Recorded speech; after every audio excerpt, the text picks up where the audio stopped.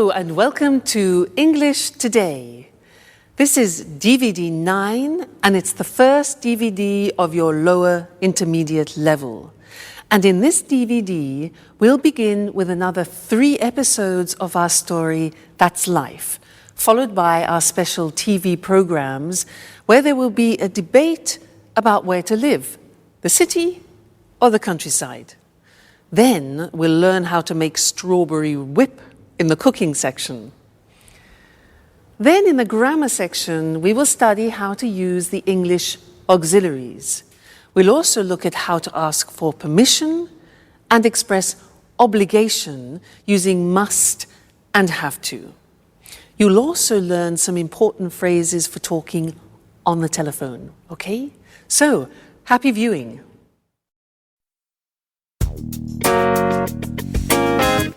What horrible weather. I hate it when it rains. So what are we going to do today? It's a perfect day for tidying up. I enjoy putting the house in order when the weather is bad. By the way, look at the mess. We don't often get a chance to clean up together. You're joking, right? I hate cleaning the house. Don't you have any better ideas, Anne? Just a little bit of tidying up. Anyway, it was just an idea. And not a bad idea at that, in my opinion. Sorry, that idea is bad. What else do you suggest? Personally, I enjoy doing something more exciting than vacuuming and doing the dusting. Why don't we play a game? What kind of game? How about playing cards? No, I hate playing cards. It's so boring. Let's see what's on TV. Cartoons, soap operas, political talk shows.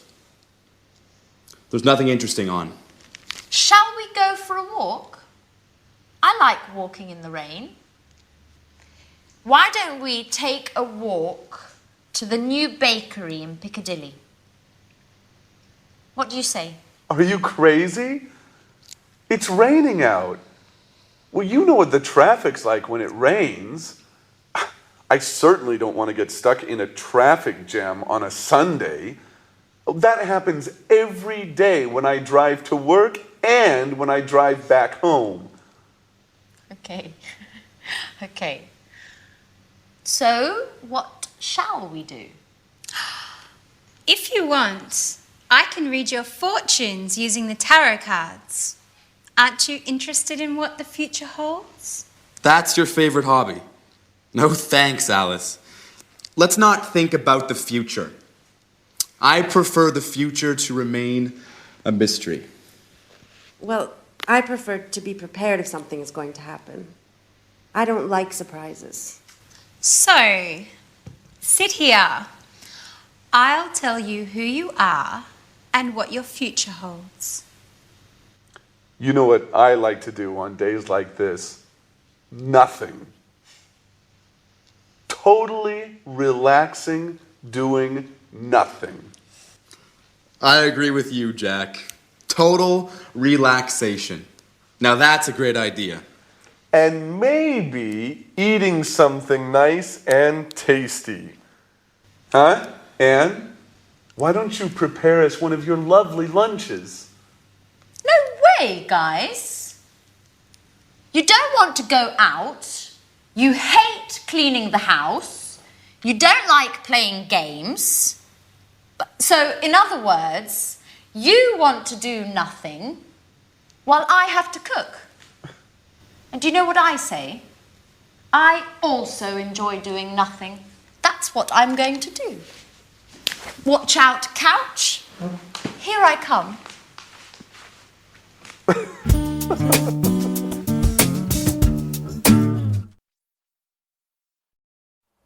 Hello and welcome back to English Today, that live TV program where you can learn the English language. And in this lesson, I want to do some revision on the things that people don't like about the English language, the auxiliaries. Now, the exercise is simple. We're going to look at some of the auxiliaries that we've learned up to now. What are they? Well, we have learned am, is, are, do, does, and did. When do we use them? We use them in questions. Aha. This is the exercise.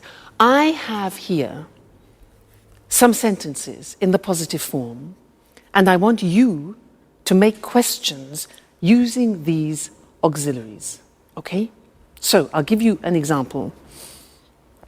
I say, he likes wine.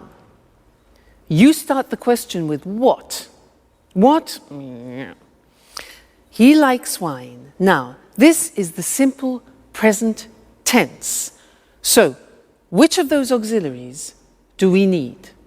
Am, is, are, do, does, or did? Simple present tense. Exactly, we need do or does. Now, I said he likes wine. Third person. So which one? Does. Exactly, good. So the question is, what does he like? Get the idea? Great, let's continue. Number 2. I play tennis. I play tennis. What sport? All right, do I play? Very good. I play, simple present tense. We need do or does. The subject, I. So what sport do I play? Great. Next one. They're coming at 7 o'clock. They're coming at 7 o'clock. What time? Yeah, now they are coming, present continuous, auxiliary. That's it. Fantastic. What time are they coming? All right? Present continuous, auxiliary, to be. Next one. She went to the cinema yesterday. She went to the cinema. Where? All right. Simple past tense. What do we need? We need did. So where did she go? Excellent. Very good. You see? Getting better. Next one. We had an ice cream after dinner. We had an ice cream after dinner. What had we? Simple past. Did. That's it. What did we have? Remember, the verb have always takes an auxiliary. So what did we have? Great. Next one. She's painting the front door. She's painting the front door. Which tense? Present continuous. So what, third person, is she painting? Very good. Next one. I was at home on Saturday. This is difficult. I was at home. Remember that the verb to be is an exception. I was is the past tense of the verb to be, and it doesn't take an auxiliary. So we don't need an auxiliary. The question is, where were you? That's difficult. Where were you? The verb to be, no auxiliary. Okay? They work in Paris. What's the tense? Simple present. Good. Where do they work? Excellent. And the last one, I'm living in Florence. I'm living in Florence. Where are you living? Fantastic. You're getting better all the time. You see, it's just a question of practice. So now let's look at the screen and see those written just to remind you once more, okay? So, He likes wine. What does he like? I play tennis. What sport do you play? They're coming at 7. What time are they coming? Present continuous. She went to the cinema yesterday. Where did she go? Simple past. We had an ice cream after dinner. What did we have? Simple past after dinner. Remember, have, you need the auxiliaries. She's painting the front door. Present continuous. What is she painting? Okay, so that's it. Keep practicing with your auxiliaries. They will be easier and easier. Now let's go back to our friends, where Alice is reading Sharon's tarot cards. Let's see what comes up. See you later. Bye.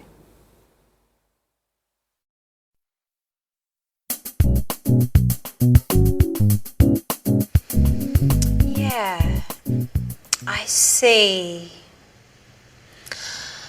You are very shy and sweet-tempered, yet you are somewhat moody, and sometimes it seems you prefer to stay by yourself.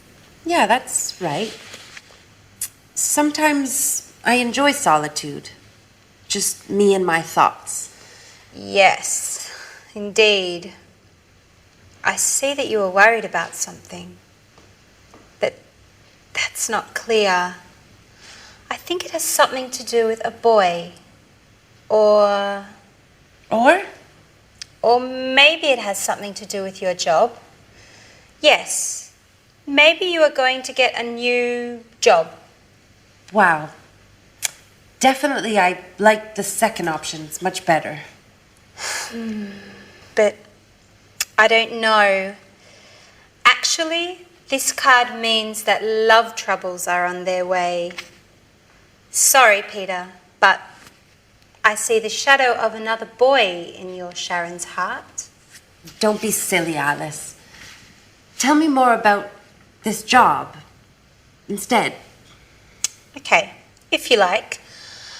So you are very careful in your work, even if it seems you don't like it that much. Yeah, that's right. I like doing things right. If I can't work well, I prefer doing nothing at all. What's more, I'm very punctual. I hate being late. Yes, and you are also very modest. Thanks, Alice. Well, actually, I can't stand people who show off. They make me uneasy. Your tarot cards seem to know me very well. Well, you know, tarot cards never lie. That's why I want to investigate more about this mysterious boy. Come on, darling, they're not always right, are they? Yes, they are. I swear it. They always tell the truth. Oh, come on, girls. Stop it. How can you spend the whole afternoon talking nonsense? Why don't we do something more interesting? Why don't we all stop doing nothing and go out? Look, it has just stopped raining. How about strolling in the park? Yeah, that's a great idea. Let's go.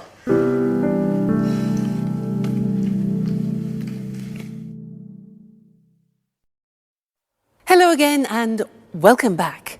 I want to continue doing some work on auxiliaries. Do you believe in tarot cards? I don't. Now, that's sort of an example of what I'd like to teach you now. Short answers in English. Usually in other languages, when you ask a question like, do you believe in tarot cards? People say yes or no. In English, it's a little bit more complicated.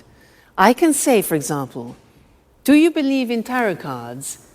Yes, I do. No, I don't. So we take the auxiliary and we repeat it in the positive or the negative. So that's really quite strange. Other languages don't do that. As it's complicated, I want to go to the screen now and we can look at it written. It'll be easier for you. Very common. You'll hear it all the time. So, look at the example. Does he like wine? Instead of just saying yes or no, we take the auxiliary of the question and we say, yes, he does, or no, he doesn't. You see that? We repeat the auxiliary. Very unusual. Do you play tennis? Do is the auxiliary. Yes, I do. No, I don't. The negative. All right? So we always take the auxiliary of the question. Next one. Are they coming at 7 o'clock? We've changed tense. It's the present continuous, the auxiliary to be. So yes, they are, or no, they aren't. Are they coming at 7 o'clock? Yes, they are. No, they aren't. Next. Did she go to the cinema yesterday? Did, simple past. Repeat. Yes, she did. No, she didn't. Okay? Next one. Did you have an ice cream after dinner? Yes, we did. No, we didn't. Is she painting the front door? Is. Yes, she is. No, she isn't. Were you at home on Saturday? Now listen to this. Yes, I was. You take the verb to be and you put it in the correct form. So were you? Yes, I was. No, I wasn't. Okay? Is she in the bathroom? Is. Yes, she is. No, she isn't. Do they work in Paris? Yes, they do. No, they don't. Are you living in Florence? Yes, I am. Verb to be, are you? Yes, I am. No, I'm not. So you see, it's really quite unusual, isn't it? And it's not easy. It's not a spontaneous thing. You have to practice. So, do you understand? Yes, I do. No, I don't. All right, so those are your short answers. Have some fun with them. Keep practicing them. And I'll see you in our next lesson. Okay, bye.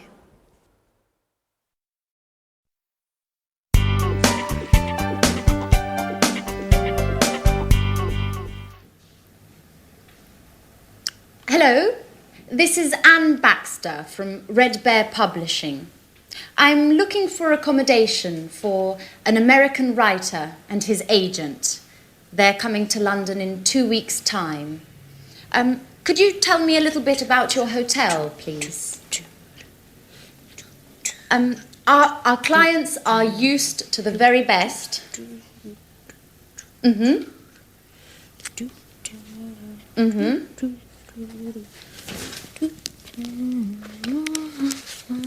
And do you also have a swimming pool? A sauna? Great. And as far as entertainment is concerned, do you have a lounge with live music?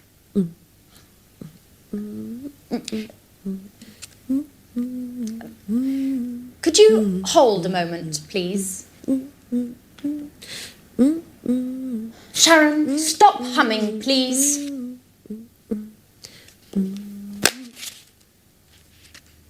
I can't hear anything.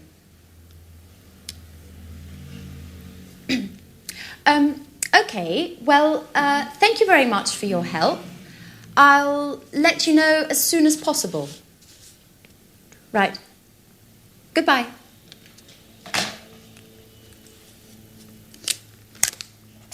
What are you doing, Anne?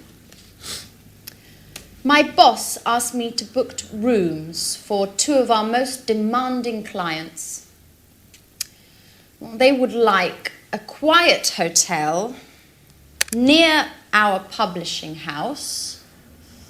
Oh, and of course, with all the creature comforts. So I'm making a few telephone calls.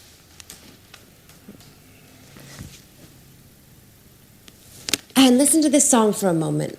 It's Ray Charles's last recording. It's fantastic. I've got a lot to do, Sharon.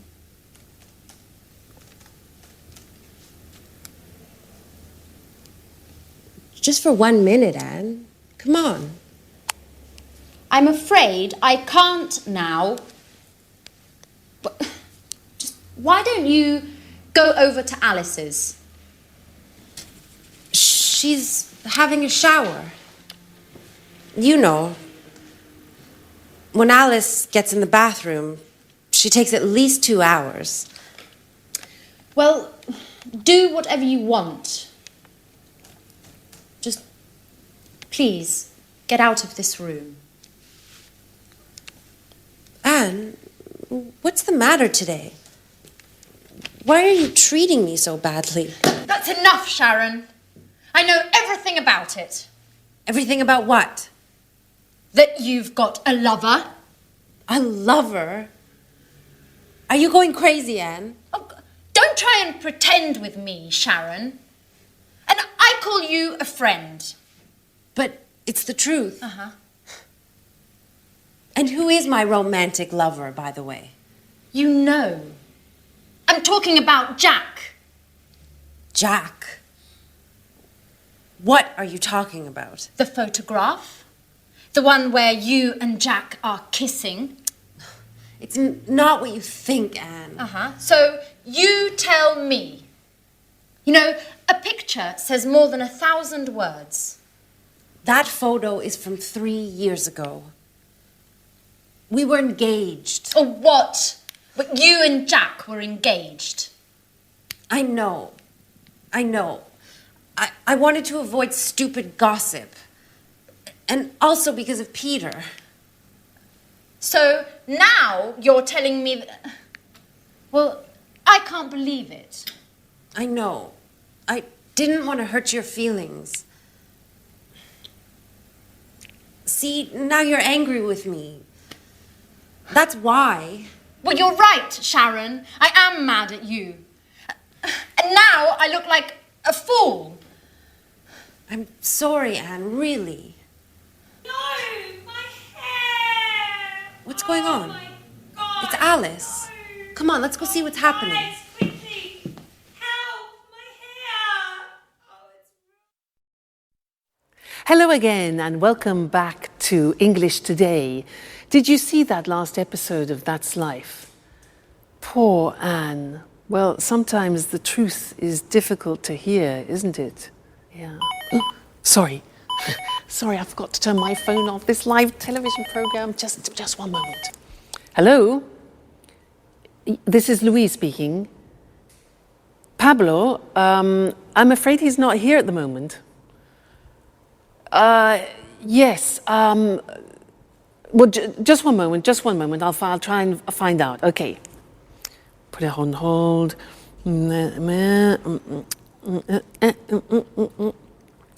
Hello? Yes, hello. Could I speak to Pablo, please? What, could you put me through to him? No. Okay, yes, I understand. No, it's not important. Don't worry. All right, thank you very much. Thank you. Yes. All right, bye. Hello? Yes, hello. I'm afraid he's not available at the moment. Yes. Would you like to leave a message? Sharon called. Okay. Would you like him to call you back? Yeah. All right. Okay. Yes, I'll tell him. Right. Thank you. Thank you very much. Goodbye. Goodbye. Sharon? Who's Sharon? Where were we? Yes, interesting. I wanted to talk to you about telephone language. Now, I used some phrases there which are quite useful to you, and I want to go to the screen so that we can see those written together. and look at how the phrases work, okay? Now, look at these situations. When you don't understand someone on the telephone, what do you say? Can you repeat, please? No. No. If you ask somebody, can you repeat, please, it's like asking them to vomit. Why? Because there is a small word missing, a very important one. In English, you must say, can you repeat that? Please, very important. Many people make that mistake, and they ask everybody to vomit on the telephone. So remember, can you repeat that, please? Good. Next, when, for example, imagine that you are on the telephone and you want to write something down when the person is speaking. So you want them to... Okay, good. So you stop them. Just a minute. Just a minute. This is difficult. We say in English, I'll make a note of that. Okay? Just a minute. I'll make a note of that. I'll make a note of that. Snap decision.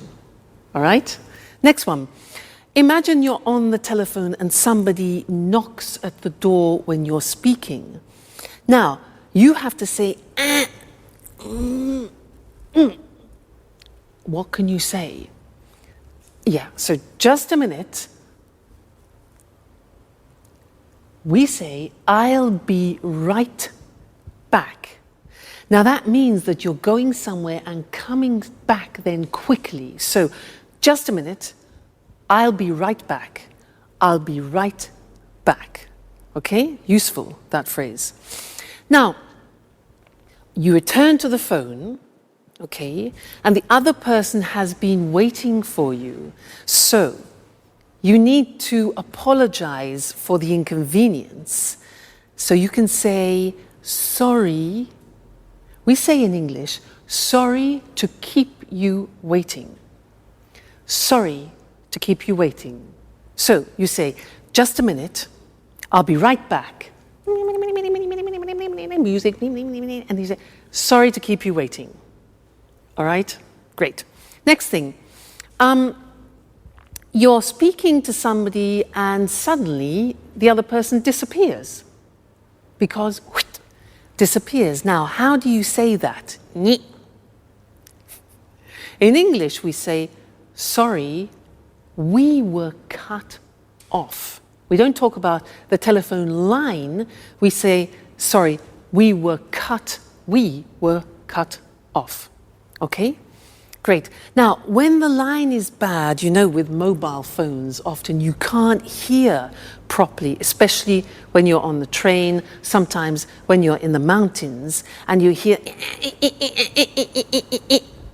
Do you know what you can say? We say in English, hello, you're breaking up. You're breaking up. I'll call you back.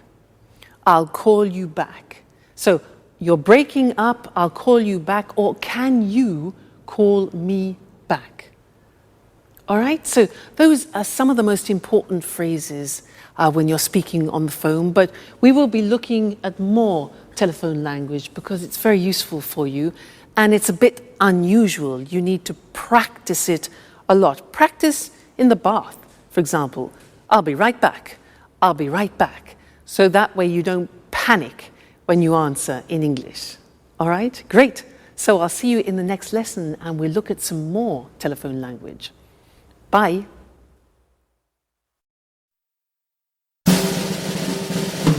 What's happening? Alice, why are you screaming? My hair! Look!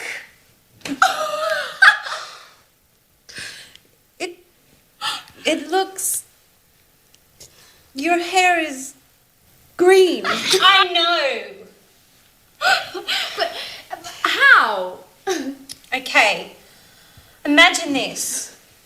I'm washing my hair. Well, colouring my hair, actually. I want to change my look. My mobile rings. It's Tom. He's telling me all about this great party yesterday evening. I'm listening to his story and I don't realise the time flies. More than an hour. It's always the same old story, Alice. Anyways, green suits you. It looks very original. Very unique. Just like you. Well, Alice, don't be offended, but you look like a frog. Thanks, Anne. That's the nicest compliment. What shall I do? Well, why don't you call a hairdresser and make an appointment?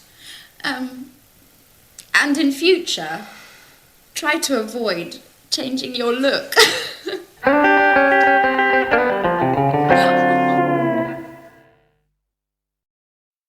Hello again and welcome back to your live TV program where you learn English. And in this lesson, I want to go back to look at some more telephone English because it's really not that simple. We have special phrases that we use when we speak on the telephone in English. So to help us, let's go and look at those on the language screen, okay? Now the first thing is when you introduce yourself on the telephone, we don't say, I am Louise. We say this. We say, this is Louise, or this is Mr. Smith. Now that's really quite unusual and different to other languages. So, hello, this is Mr. Smith. Or we can say, hello, Tom speaking. Tom speaking, Louise speaking. Okay, so don't say, hello, I'm Louise. We only use that when you do, for example, a sales presentation on the telephone. All right? Good. Then, asking who the other person is, you can say, hello, is that Mr. Jackson? Is that Mr. Jackson? So it's like, this is that Mr. Jackson? Hello, is that Peter speaking? And not, hello, are you Peter? Okay, is that? Good. Now, you want to ask to speak to another person. So what can you say? Well, you can say, hello, I'd like to speak to John, please. I'd like to speak to John. Or you can ask the questions, can I speak? Could I speak? May I speak to the managing director? Now, remember, may is very polite, could is neutral, and can is more informal. All right? Then we could also say, good morning, could you please put me through to Mr. Smith? Now, put me through to, which is difficult to say, put me through to, is like saying in American English, could you connect me to? All right? So that's connecting people. Now, when you connect a person, you can say, just a moment, I'll put you through to him. I'll put you through to him. You need to practice that a lot. I'll put you through to him. Or, yes, Mr. Smith is in. I'm trying to connect you now. Connect is the other word. And you can say, hold on, just a moment, please. That's to ask people to wait, okay? Good. Then leaving a message. You could say, you could ask, could you take a message, please? Could you take a message? Or can I leave a message? Then you could say, could you ask him or her to call me back? Could you ask him to call me back? All right? Then the last thing is taking a message. You can ask, can I take a message? Can I take a message? Or would you like to leave a message? All right, so there are some more fundamental and essential English language phrases that you use on the telephone, and I think you'll find them very useful. So experiment, and I'll see you again very soon. Bye.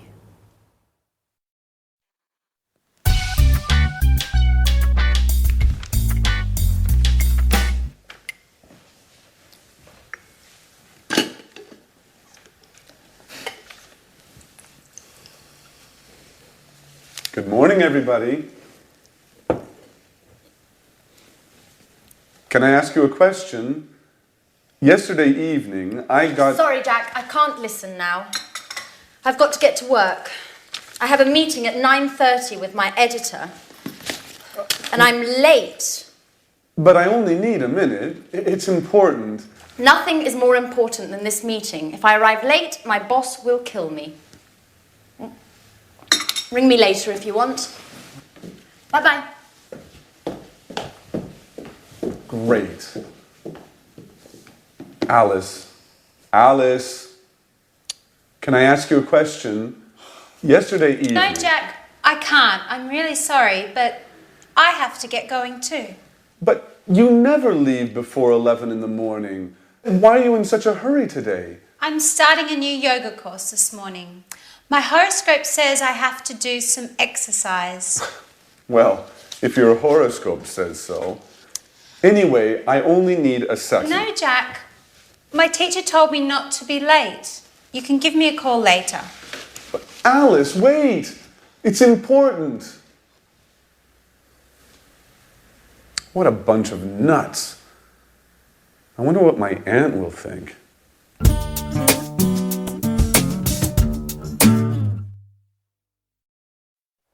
Hi again. Did you hear what Jack said? He said, what a bunch of nuts. Do you know that expression in English? Because nuts has a couple of meanings. Nuts are the things that you have in an aperitif, but it's also a way of calling somebody a crazy person. You say, you're a nut, means you're crazy. Okay, I just wanted to clarify that for you. He also said, can I ask you something? May I ask you something? He wanted the girls to listen to him, and they weren't paying any attention. And I want to talk to you about these words, which are may, could, and can, because they are the three forms that we use when we ask for permission. So what's the difference between them? Now, if I say, excuse me, may I open the window because it's hot in here, may is used in more formal situations. If I use could, it can be used in any situation. It's neutral. So, for example, could you lend me your pen? And can is used in more informal situations. Imagine you're at home, you're having dinner, you want the salt, so you can ask, can I have the salt? Less formal. So let's go to the screen and see those written, see the differences. We talked about it already, actually, when we looked at telephone conversations. So, formal situations, may I, and we can also say, may we. May I, may we. May I ask you a question? May I offer you something? And may I have this dance? So remember, may for formal situations, it's very polite, okay? Then could for neutral situations, which means you can use it in any situation, really. Could I use your phone, please? Could I change the appointment? And could we meet later? All right, so very useful verb. It's good in all situations. And then can you pass me the salt? Please, more informal with your friends, your family, people you know well. Can I have some wine, please? And can I borrow the car tonight? So those are the examples, all right? May, could, and can. So remember, Depending on who you are talking to, make that choice. May, could, or can. Let's go back to That's Life. The girls are exhausted and Jack has a surprise for them. Let's see what it is. Bye.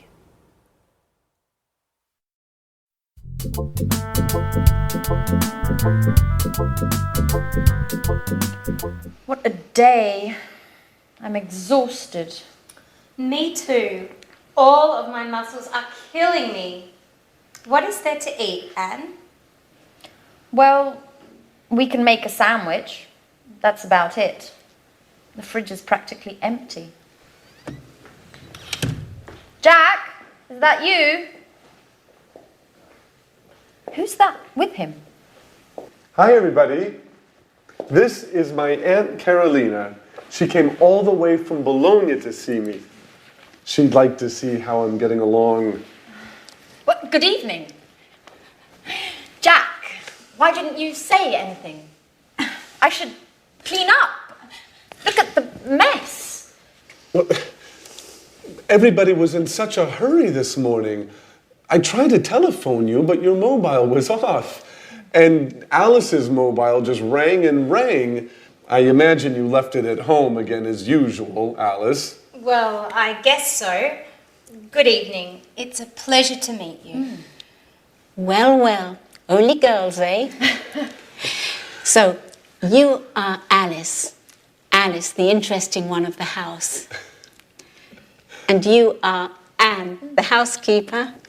Please, Aunt Carolina. So that's how you describe us. Come on, Aunt Carolina is only joking, right? And this is the wonderful house. Well, yes, but it's usually tidy. It's still very charming. Thank you. May I offer you something? Would you like to have a glass of wine, maybe? Yes, thank you, I would. Alice, could you get a bottle of wine, please? There isn't any wine. Anne, there isn't any wine. There isn't any beer. We have to do the shopping. Oh, well, I'm terribly sorry. It's not usually like this, but today was very busy. Do you know what? Let's go out for dinner. Oh. What do you say, Aunt Carolina? That sounds good to me. Excuse me, do you go out dressed like that? Maybe you should get cleaned up a bit? Oh, yeah, you're absolutely right. Let's get ready to go out on the town. May I ask you a question, Jack? Of course, Aunt Carolina. Shoot. Do you really think it's such a good idea to live together with all these women?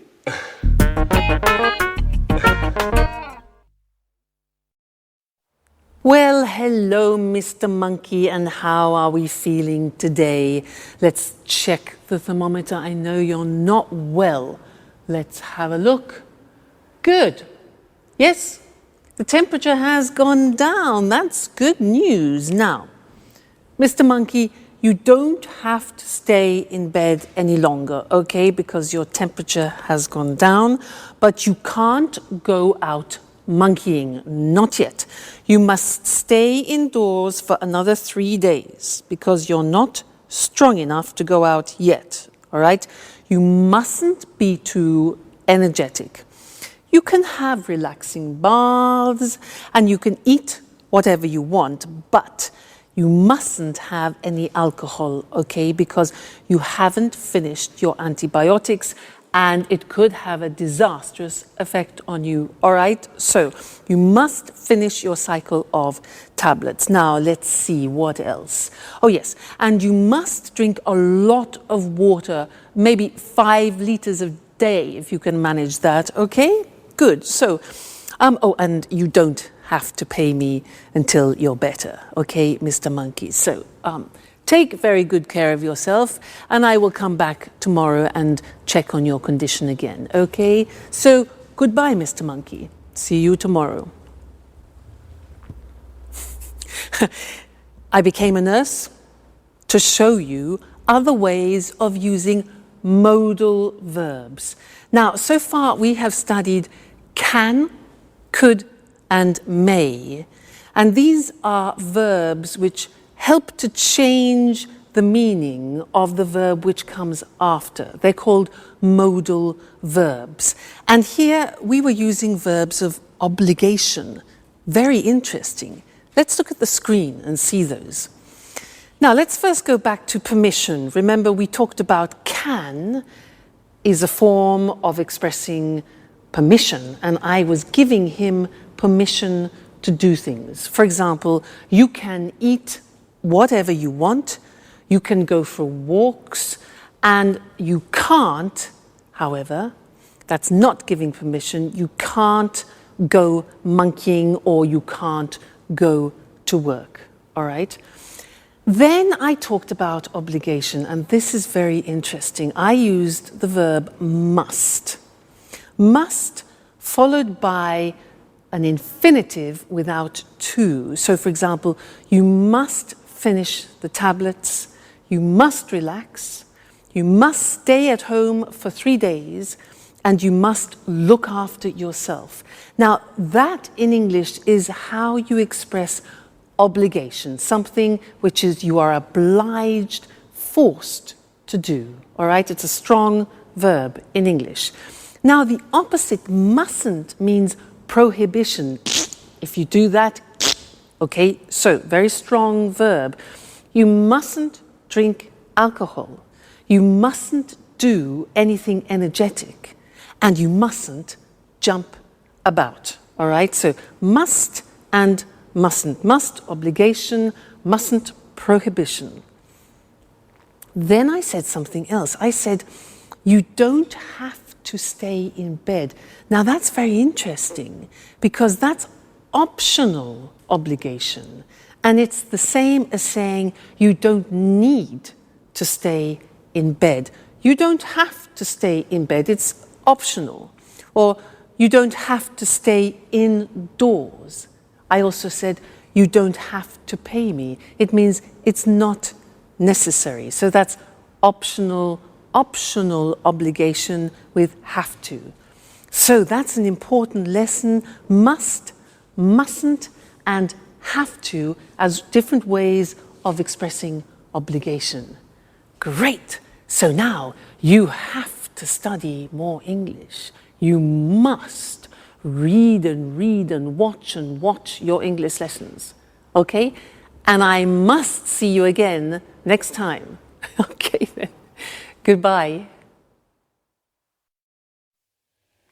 Good evening. Welcome to this week's edition of Let's Talk, our discussion program with our commentators, Tom and Marie. How are you? Fine, Eric. Fine. Good to see you again. Well, did you have a good weekend?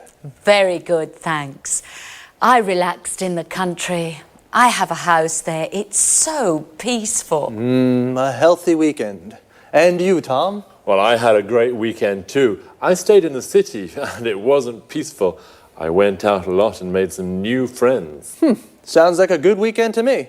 So, the same old story. A relaxing, peaceful life in the country compared with an exciting life in the city. Where's the best place to be? In the city or in the country? Let's discuss this more. Sure. I'll convince you that gardening's more interesting than the pollution and chaos of the city. Well, I'm not so sure about that. Last weekend, I went to the cinema, a rock concert, and 2 parties. Gardening isn't for me. Really? Your weekend certainly wasn't relaxing. Don't you feel tired? Well, maybe a little, yes, but I love city life. The city offers so many things. It's fantastic. I don't agree with you. Life in the city is too stressful. You rush around all day long. And then there's the traffic and finding a parking space. Walking in the woods is far better than being stuck in traffic jams. I'm really thinking of moving to the country. Well, I don't think I could ever live in the country. I'd die of boredom. It would be a problem for my work, too. You're wrong, Tom. You can work from home. A friend of mine does this. He works from home. He uses the internet for email and virtual meetings. He goes to the office in the city 2 or 3 times a month. He's got 3 children, and life in the country is great for the family. And he loves gardening too. And gardening is difficult in the city, isn't it? Sure, but country life is so isolating. You don't meet new people. Well, okay, the city is more polluted, more stressful, but country life is so boring. I like meeting new people, making new friends, and in the city it's easy to meet new people. I'm not so sure about that. Whenever I'm in the country, lots of my friends come to visit me. They all complain about the stress of city life, and they really enjoy the peace and quiet of the country. I'm sure that sooner or later you'll arrive too. Let's bet on it. But if I do come, I'll bring a few friends and maybe we'll have a party. Okay, I'll be waiting for you. Of course, you're invited too, Eric. Oh, thanks, Marie. Okay, this is a good compromise. A less stressful weekend for Tom and a more exciting one for Marie. Well, the city or the country? I think it's difficult to say where it's best to live. It depends upon your taste. The country life is more relaxing, whereas the city life is more exciting. Well, time to say goodbye. Goodbye, Marie, and goodbye, Tom. Goodbye, Eric. Goodbye, Eric. And goodbye to you. And see you again next time on Let's Talk. Did you notice how we call life in the city, city life, and life in the country, country life? City life is more exciting, but also quite stressful. We say something is stressful when it makes you nervous. The traffic in the city is stressful. Traffic is the word we use for cars, buses, trucks, everything on the roads. When the traffic moves slowly or stops, we say there is a traffic jam. Parking in the city is also stressful. It's often difficult to find a parking space to park your car. Notice the verb is to park, and a place where you can leave your car is called a parking space. Usually in cities, there are car parks. A car park is a big area with lots of parking spaces for many cars. Another problem in the city is the pollution. Pollution is the contamination of the environment. For example, the traffic makes the air dirty. In the country, the air is clean and it's easy to park. But Tom says it's boring to live in the country because there's nothing to do. Boring means that it's not interesting. Marie says it's relaxing to live in the country. Relaxing means it makes you feel relaxed. Notice that often the adjectives we use to describe things, places, or people end with ing. The city is exciting. The country is relaxing, but boring. Adjectives that describe how a person feels often end with ed, ed. Tom is bored. In the country, Marie is relaxed. In the country, and stressed. In the city. Marie said that the city, you rush around all day. Rush around means to go everywhere and do everything very quickly. But in the country, you can go for walks in the woods and do the gardening. A wood is an area with lots of trees. The gardening is the work you do in your garden, like watering the plants or cutting the grass. Well, see you.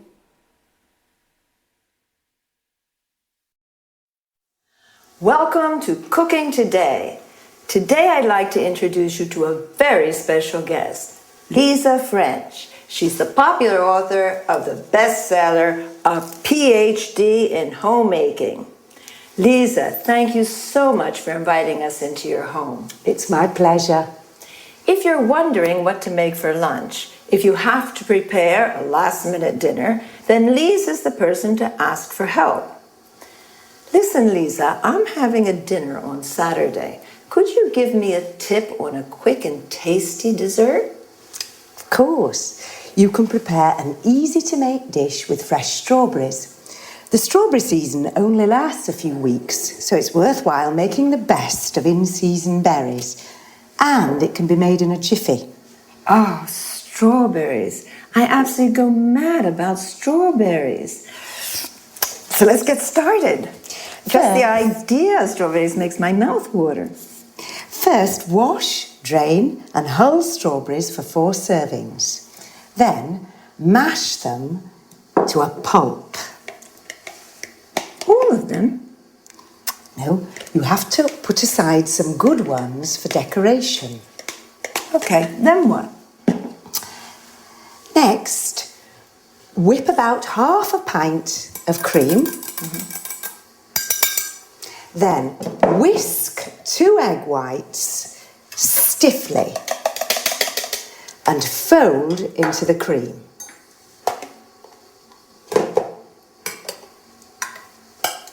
Add the strawberry pulp.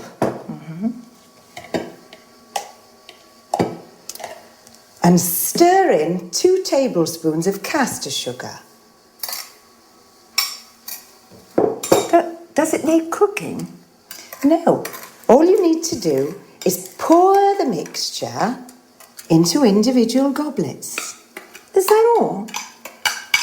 Don't forget to decorate each one with a bit of whipped cream and the whole strawberries you put aside. Now your dessert's ready to serve. Oh, it looks delicious. Let me have a taste right now. Yummy. This is sensational. If any of you have a request regarding homemaking, then please contact us at our studio, 800-332211, or send an email to cookingtoday@homemakingtv.com. Thank you, Lisa. We have so much to learn from you. Thank you for coming. Have you enjoyed the recipe? Well, now let's go over the language used in the interview. First of all, let's explain what a homemaker is.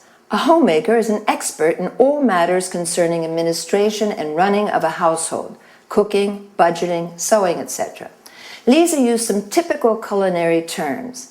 Drain means eliminating excess water from food after washing or boiling.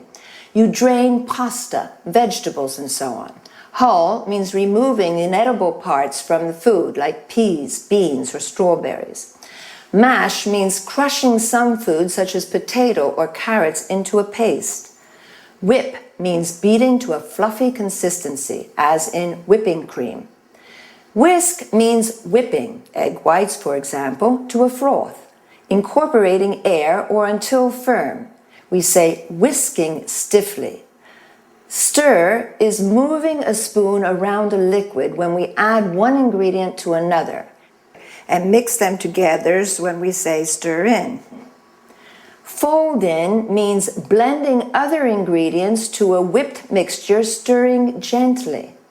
Pour means adding a liquid into a mixture or serving tea, coffee, water.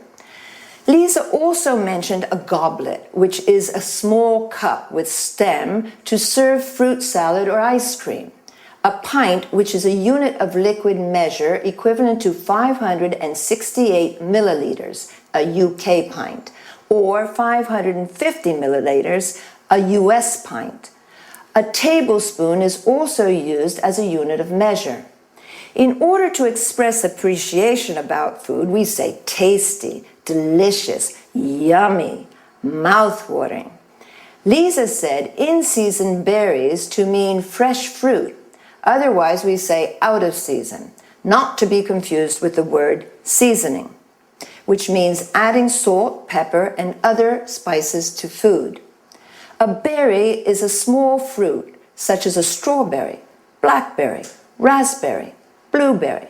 Another useful term is serving. You can also say helping. It refers to individual portions of food. Well, I hope you've had a good time, and I'll see you next time.